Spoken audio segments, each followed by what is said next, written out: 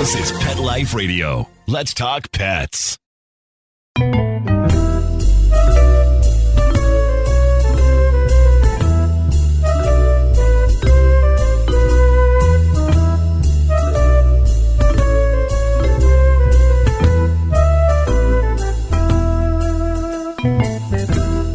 Hello, my furry feline friends. This is Michelle Fern, your host on Cattitude. Today's show, well, hey, a little different than some of the previous shows. I got the idea for this show from, and I'm going to give a big shout out to Pamela in Tennessee. She said, I haven't heard you talk about Sphinx cats, and I love them. So I thought, Sphinx cats are really interesting. So, hey, why not? We'll be right back after this break, and I'm going to tell you all about them. Does your dog itch, scratch, stink, or shed like crazy? Come to Dynovite for help. Order a 90-day supply of Dynovite. Dynovite for life. Pick up 2 tubes of Doggosuds. Get the 3rd tube free. Peppermint, tea tree, lavender, Doggosud shampoo. Made with all-natural coconut, jojoba, aloe. Great for healthy skin and soft, shiny coats. But no itchy, harsh chemicals. Lather up, rinse away. Try Doggosuds. Buy 2, get 1 free. At Dynovite.com. DINOVITE.com.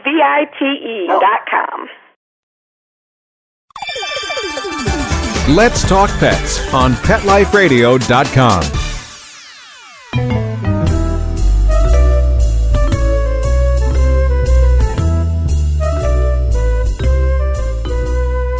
Welcome back, everyone. My name is Michelle Fern, and we're listening to Cattitude, and we're talking today about Sphinx cats.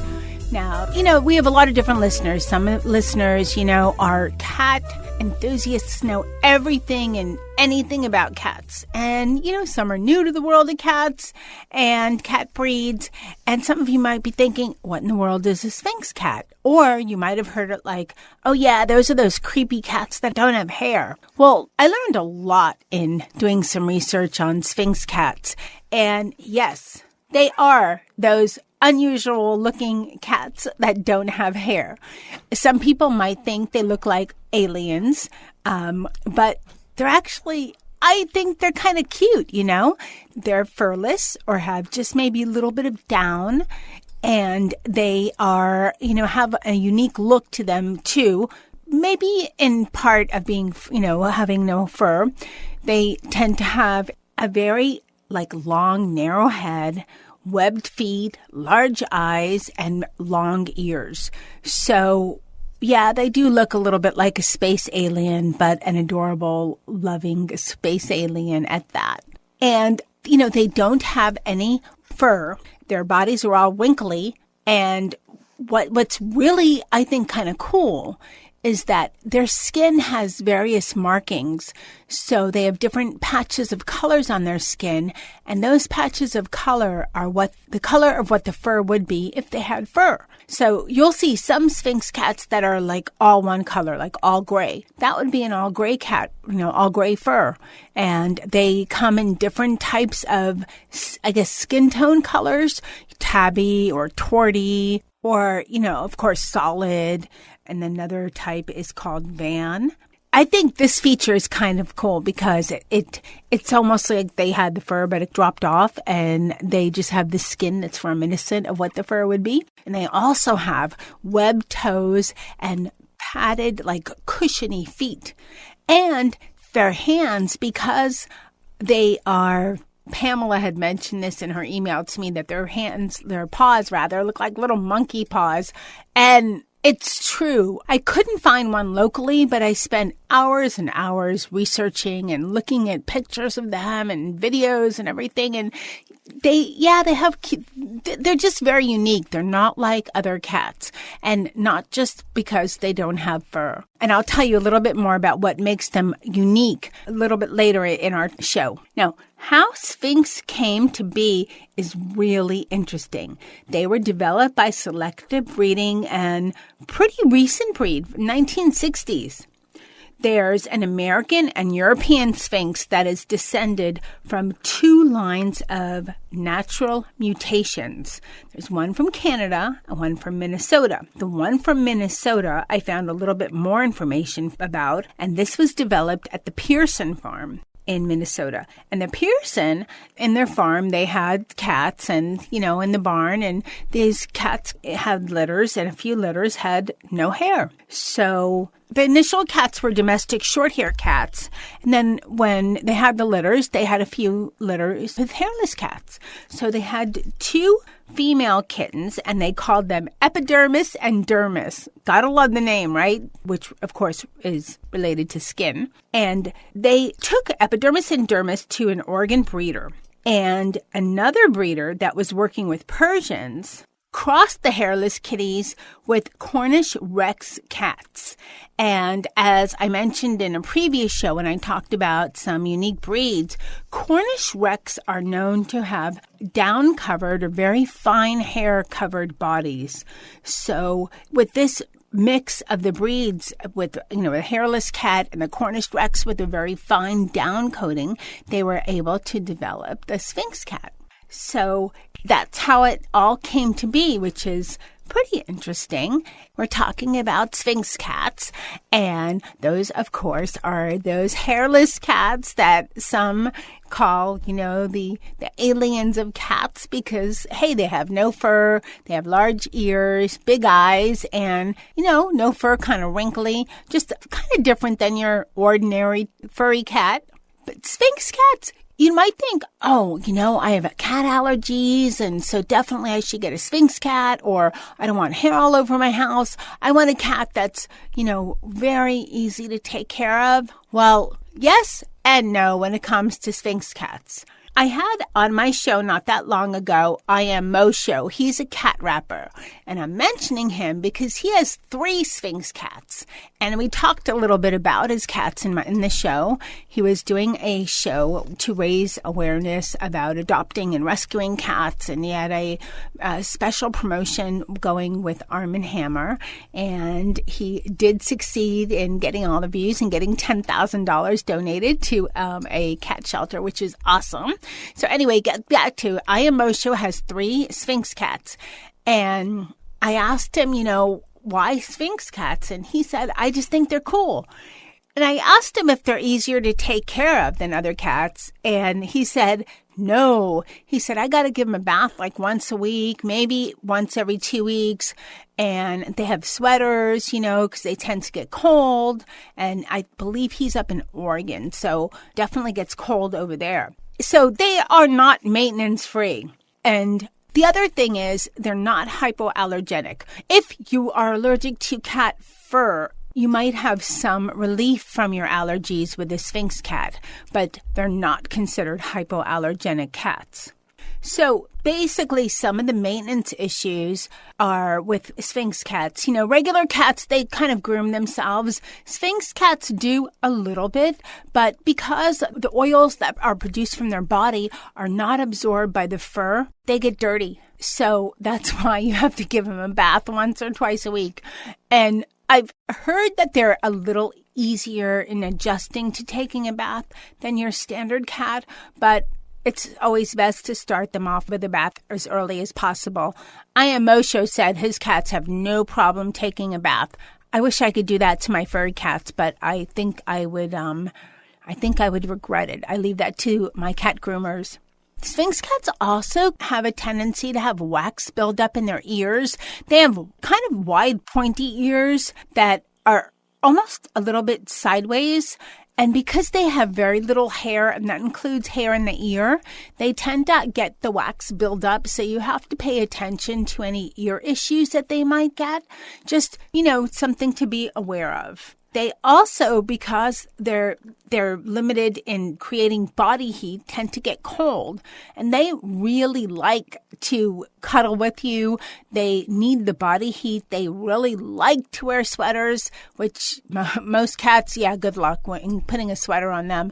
I mean, I've gotten one on my cat, Dennis, who's Maine Coon, but it was not easy and he did not like it. But your Sphinx cat will love it. The other thing you have to be careful about is that, and most people that have Sphinx cats keep them as indoor-only cats, but you have to be careful with the sun because, again, no hair. So they can get sunburn and they are susceptible to skin cancer.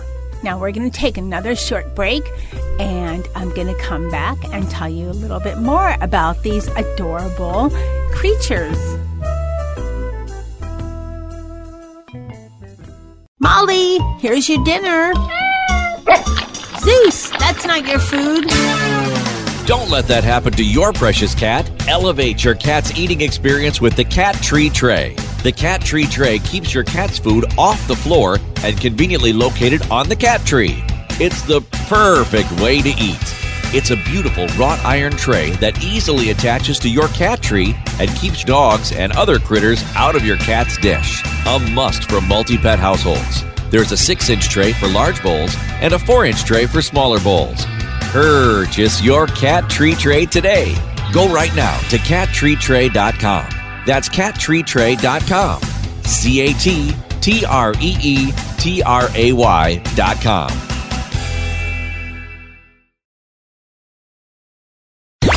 Let's talk pets Let's talk pets on Pet Life Radio. Pet Life Radio. PetLifeRadio.com.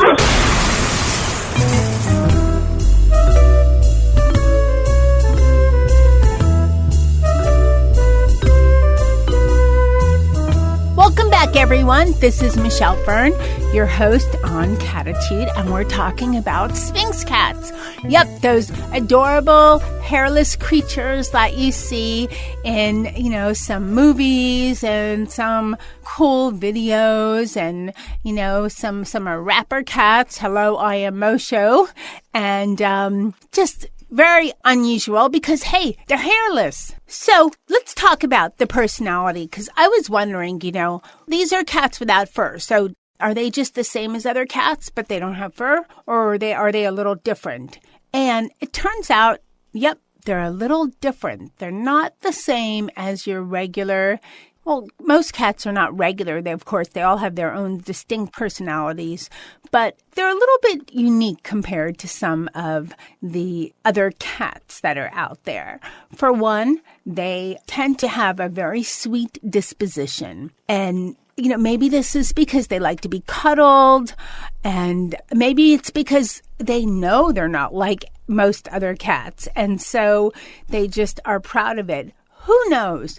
But overall, they tend to have very sweet dispositions, and they also tend to be very talkative and very chatty, not just in the, meow kind of way, but they make little chirps and little gibberishy sort of meows and just very talkative. And I don't know what that has to do with the fact that they don't have fur, but hey, this is how they are. Maybe they're talking to their owners more because they don't have to worry about constantly, licking their fur and keeping themselves all looking great. Who knows? But they're very chatty. They tend to eat a lot. They have high metabolisms.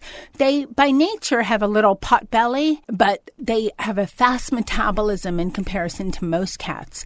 So they do eat a lot. As a result, they use the litter box a lot. So it's often best, from what I read, to get a type of litter that is not going to stick to their paws. And since they're going to be in the box so often, and to make sure it's the type of box that they're going to use on a regular basis, covered, uncovered, and make sure, again, that you have enough boxes because, hey, they eat a lot. They love company. They're very friendly, although some of your guests might think they are freaky looking because, again, most people expect cats to have hair. And they're rare as far as household pets, as far as cats go. I don't know the percentage. I want to say under 10% of the households in the U.S. actually have Sphinx cats, which is a pretty small number, but still quite up there. It might be closer to about 7%. They are not usually found as strays. They're generally from breeders because they are a bit rare. And, for some people, when you love your cat, you think everyone's going to love your cat. And because these cats are so odd looking, they might get a little, what is that, from your company that's visiting. But once they get to know your little furless baby, they will love him or her because they're so friendly.